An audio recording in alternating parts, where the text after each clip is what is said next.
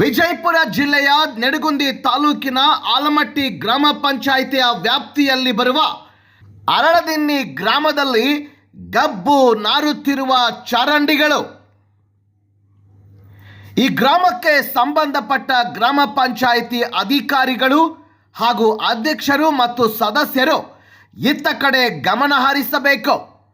ಯಾಕೆಂದರೆ ಇಲ್ಲಿ ದಿನನಿತ್ಯ ಓಡಾಡುವ ಜನರು ಇಡೀ ದಿನ ಮೂಗು ಮುಚ್ಚಿಕೊಂಡು ಓಡಾಡ್ತಾರೆ. ಈ ಗ್ರಾಮದಲ್ಲಿ ಡೆಂಗ್ಯೂ ಜ್ವರ ಕೂಡ ಉಂಟಾಗಿದೆ ಹಾಗೂ ಚಿಕ್ಕ ಮಕ್ಕಳಿಗೆ ಹಿರಿಯರಿಗೆ ತುಂಬ ತೊಂದರೆ ಆಗ್ತಾ ಇದೆ. ಕೂಡಲೇ ಸಂಬಂಧಪಟ್ಟ ಅಧಿಕಾರಿಗಳು ಈ ಗ್ರಾಮಕ್ಕೆ ಬಂದು ಇಲ್ಲಿ ಇರುವ ಚರಂಡಿಯನ್ನು ಸ್ವಚ್ಛತಾಗೊಳಿಸಬೇಕು.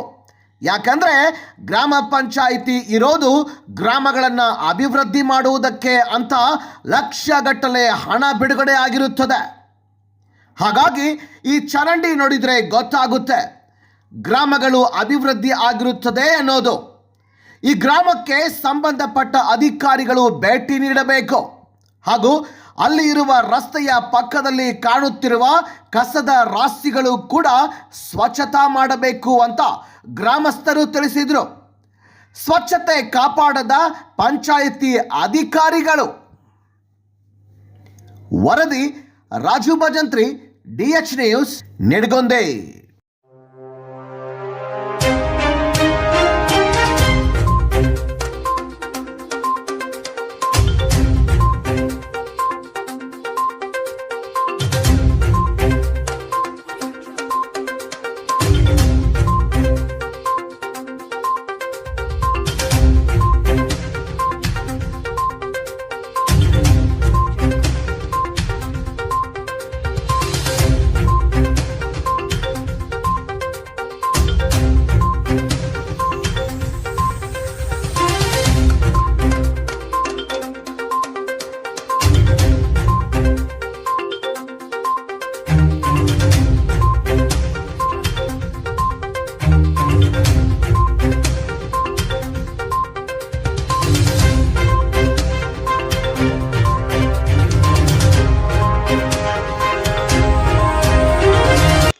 ಗಂಡ್ಮಕ್ಳು ಹೊಳೆದಾರಿಗೆ ಅಡ್ಡಾಡ್ತಾರ್ರಿ.